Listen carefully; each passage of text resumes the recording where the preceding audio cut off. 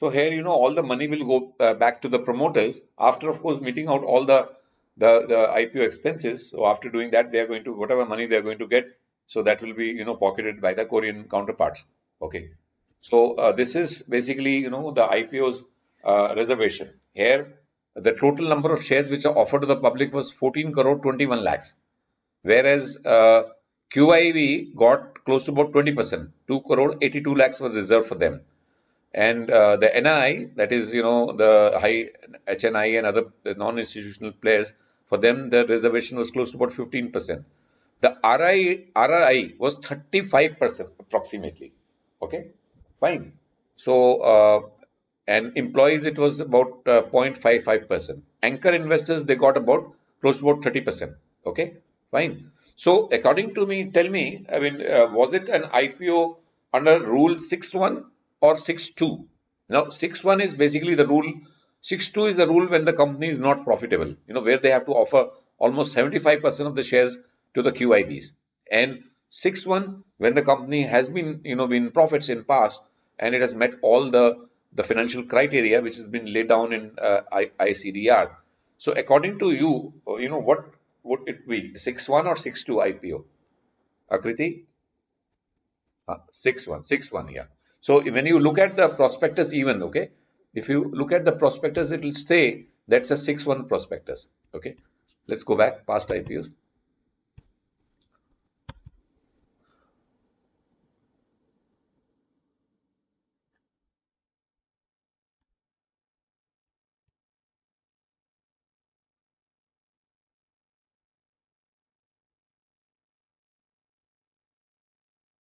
Huh.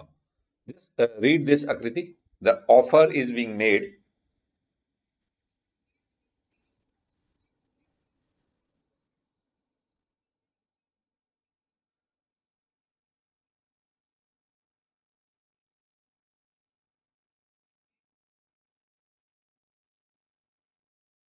Okay, hold on. Okay, just hold on. No, I just wanted to show that, it will be given in the prospectus. Here the company is actually making an offer under Regulation 6.1, which means that company is meeting all the financial criteria. Now, here the company has two choices. Company can go for a book build, or company can even go for a fixed price. So here the company decided to go for a book build rather than going for announcing the price by itself. Okay. So why? Because the merchant bankers, they always advise that you should always announce a price band where people can, you will find a better price discovery. At what price people are willing to take the issue. Okay, rather than you fix a price and ask people to take the price the shares at that price. So a price band is a much better way of looking, and finding the better price. But of course, a price band में इतना फर्क तो होता नहीं है. It's now like 1860 to 1960. So of 100 rupees or something. So they announced, and then as we'll see, what was the response? Okay, we'll see now this thing. What was the response? Whether it was how many times it was oversubscribed. Okay, and whether the retail were able to announce a good this thing participation, or whether it was the QIBs. Okay. So this was, the total, IPO reservations. Okay. Have a look. Who got the highest shares?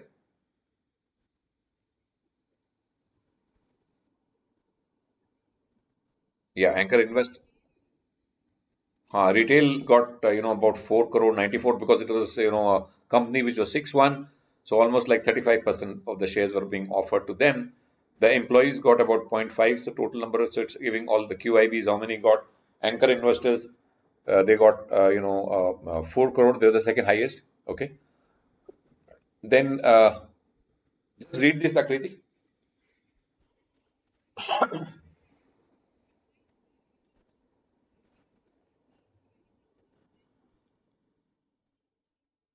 It is. You can always reach 27,870 crores. You can ignore the points if you want. Okay.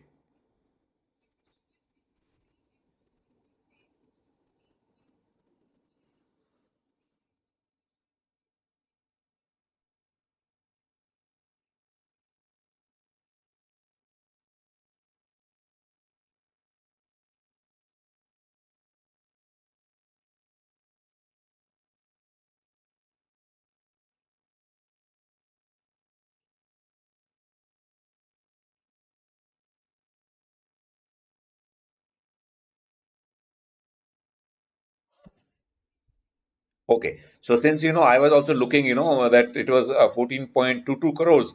So, how many shares were there before the IPO came? So then I checked, it was 81.25. So, it translates to about 17.5% stake, which was, offloaded by the parent company. Okay. Then now, we come to that, document which I showed you, the basis for offer. Okay.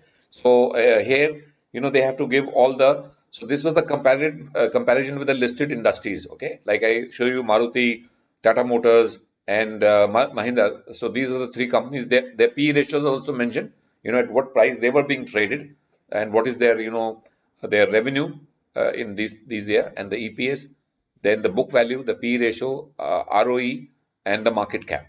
Okay. So then in one of the listing prospectus, they have mentioned about the company. The company here represents the Hyundai only, Hyundai Motors. Okay, fine. So they said here the company has a shares value is 10, and revenue from operation is about 70,000 crores. Okay. So if you look at the revenue, so which company is having the highest revenue?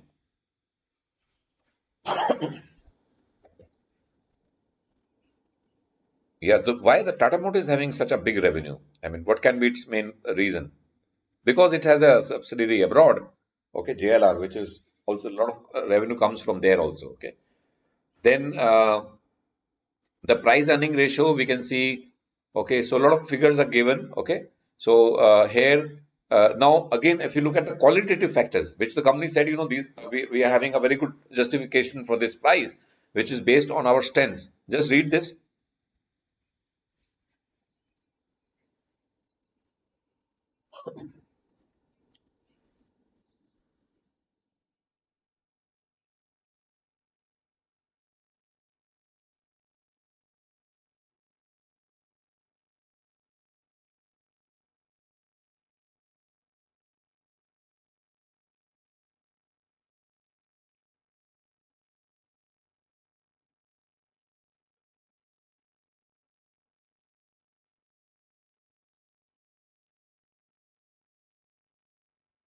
So these were some of the qualitative factors. Then others, just read them.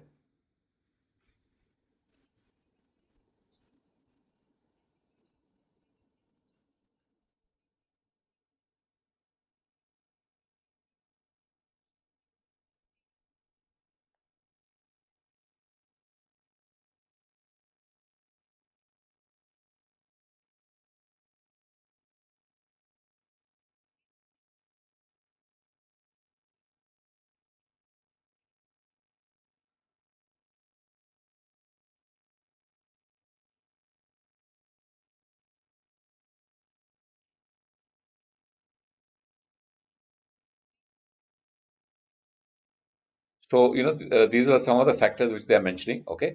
So this is, the final prospectus, which was filed with SEBI, with the registrar of companies. So there they gave the fresh numbers, okay, of the EPS and everything. So which I picked up from their final prospectus. So, okay, and then which is having a slight difference with the prospectus which I showed you, not much. So the price earning ratio. Now look at this. What is the price earning ratio of Hyundai according to the final prospectus? What is the P ratio they've given?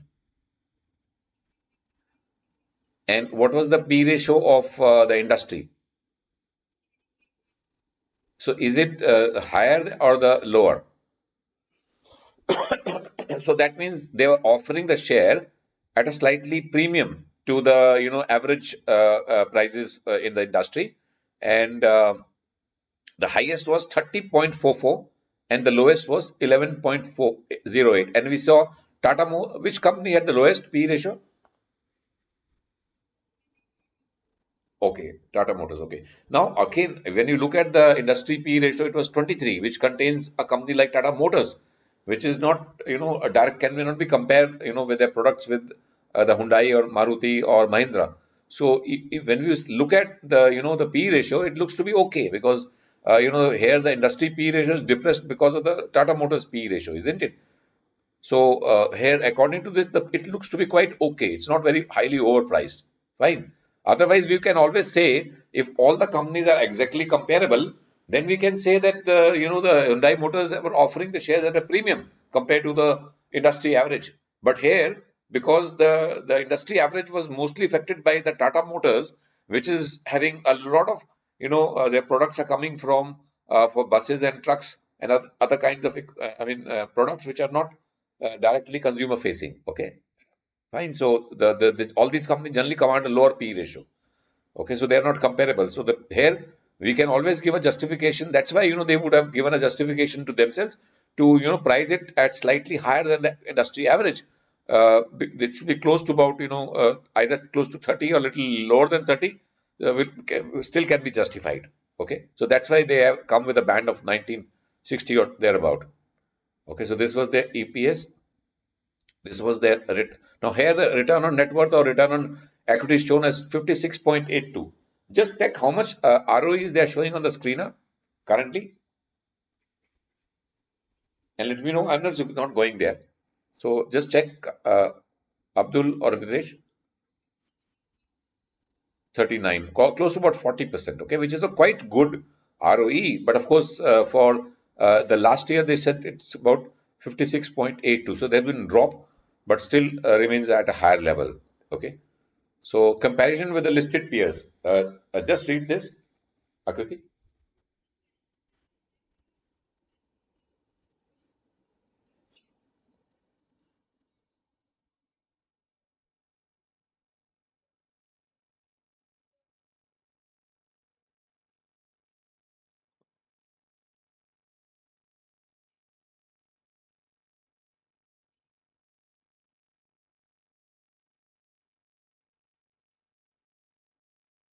Okay, now the company which we can still compare, with this company is Maruti, and Maruti is trading at what P multiple,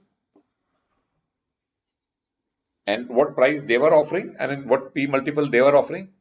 26. So they were very close to Maruti, isn't it, at that time? So which can be still be compared. Okay. Now, summary of the justification of the offer price. Read this.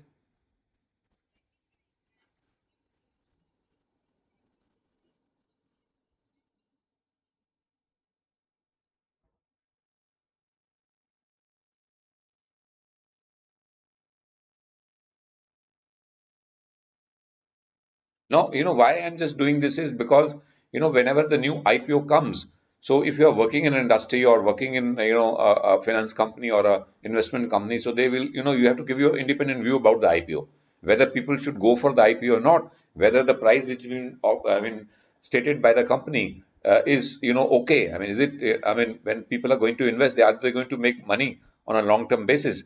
So as an investment company, you need to tell public that whether they should go ahead and go for an IPO or not, go for the for bidding of an IPO or not as an investors. Okay, just read this.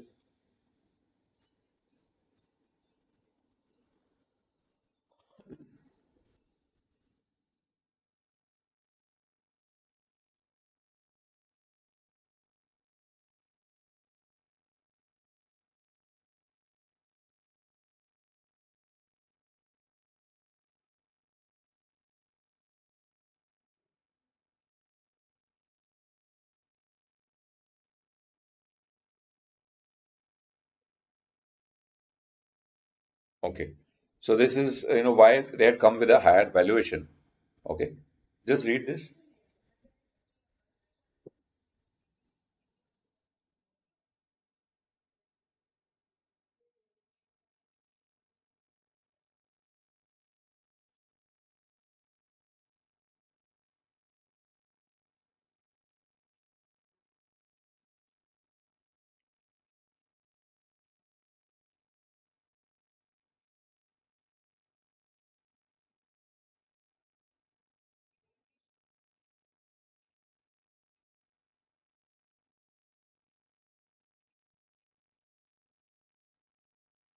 Okay, so their market position, their future growth prospects, and comparison all justified, the offer price at that time.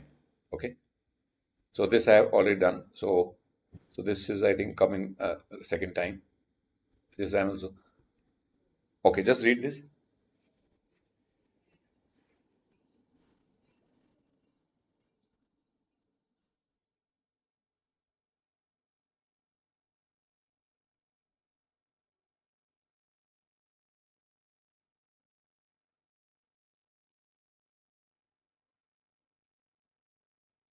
Okay, sorry. This is actually one slide I have come.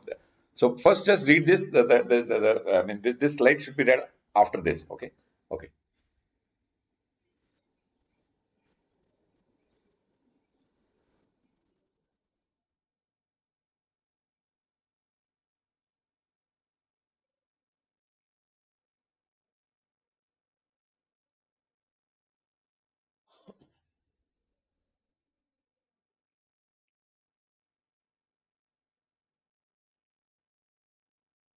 So overall industry P ratio seems to be a little lower, whereas the P ratio of Hyundai seems to be a little higher.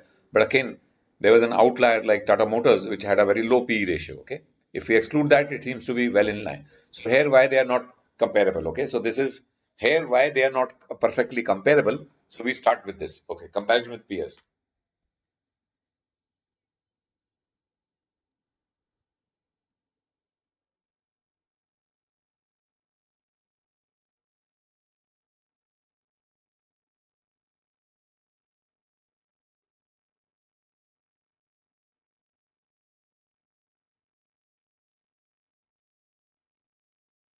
Okay, now like Tata Motors, as I said, it has a large exposure to commercial vehicles, and the companies which are not directly selling to the passengers or the retailer segment of this thing, so they command lower PE ratio. Then a Jaguar and Land Rover, the luxury cars, the luxury car segment also commands a lower PE ratio. I mean, particularly in India, because here the main segment which is selling is I mean the low and mid-end cars. Okay, so JLR will not command a very high PE ratio in India. Okay, because Indian per capita income is very less. So where if you are selling to the consumers and selling at a reasonable price, at a okay price where there is a lot of affordability of the Indian public, so those companies will trade at a higher PE multiple. So these two factors are not going in favor of the Tata Motors. That's why they command a lower PE ratio. Okay.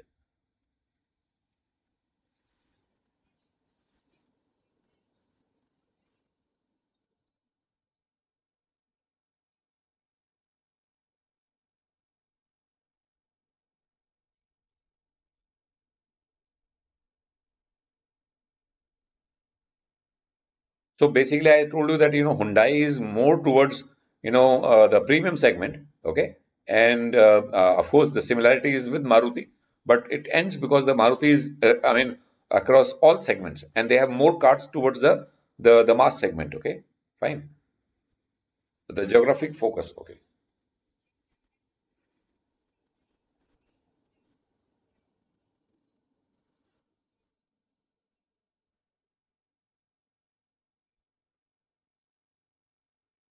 Okay, so that's why the comparison is not exact because Hyundai or Maruti may have total India presence, whereas Tata Motors and Mahindra Mahindra they have a lot of exports or they have their companies abroad also manufacturing vehicles.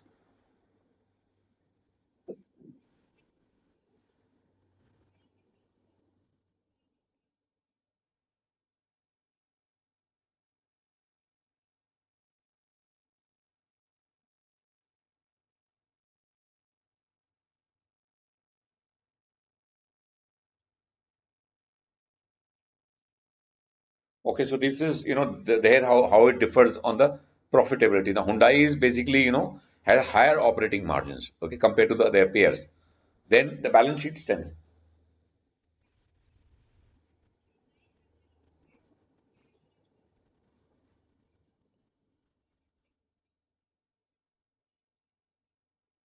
So as you can see, the balance sheet of all the companies, Hyundai has hardly has any debt. Okay, even Maruti doesn't have much debt. It's a cash-rich company. Whereas Tata Motors, because they had acquired the JLR from the Ford and they paid a heavy price, so they have a lot of debt into their balance sheet. Okay, because they have done a lot of acquisitions in past. So Hyundai has, when you compare the two companies, then the comparison is lost because of that. Okay.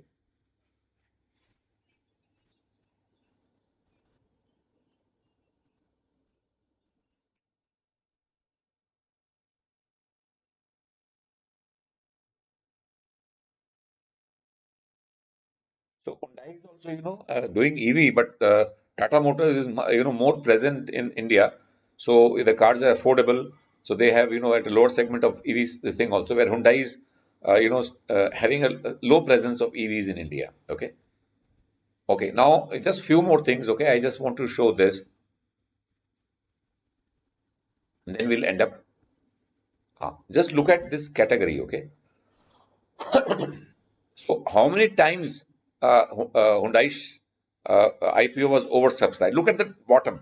Okay. So they were about, shares offered, shares bid for. Okay. And the total is giving subscription times. So how much times, Akriti? So not very high, not very high as we see, because and the issue size was also very high, about 27,000 crores. So it was the second or the largest, IPO in what we have seen in that 400 IPOs in the list. And who were the main people who had given the maximum thumbs up to Hyundai, and who were the least? QIBs, they were seven times oversubscribed. Okay. So they were very, gung ho on this Hyundai's IPO. And who were the least? Okay. Retail participation was almost missing, almost like 0.5 times, The shares offered were 4 lakh 94, 4 crore 94 lakhs, and they, lashed up only 2 crore 49 lakhs. So otherwise, if the QIBs would have not given them, of course, the company was profitable. They came with 6-1 this thing ICI regulations, but still the maximum shares were picked up by QIBs and not by the retail. Okay, so the retail had a hunch, that feeling that the share price was very high. 1690 rupees was very high price according to the Indian public. Is that okay? So like just read this. This is the last slide of the day.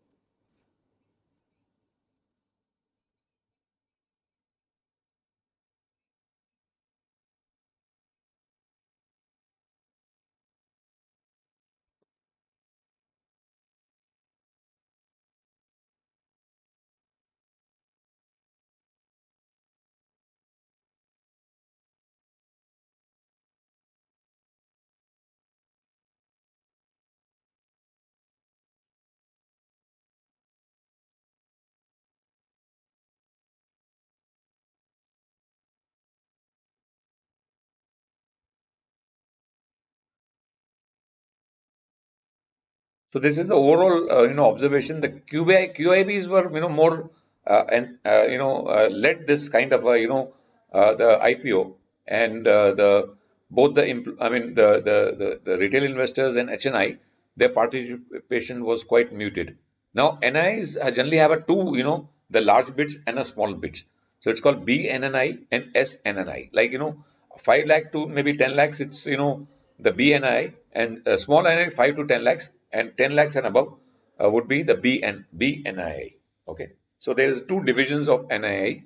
The one is between 5 lakhs, 2 lakhs to say maybe 10 lakhs, and 10 lakhs and above would go to the. So we need to check that. Okay, so this is basically the IPO. Okay, so now what you have to do is basically you have to make a almost like similar kind of a presentation. You don't have to present, so you have to just make a report and submit. It will carry 40 marks. Okay, so I have submitted the framework, and under that framework you have to do that your present take home paper. Okay, and this is the list. This is the entire list which you can always look at. uh,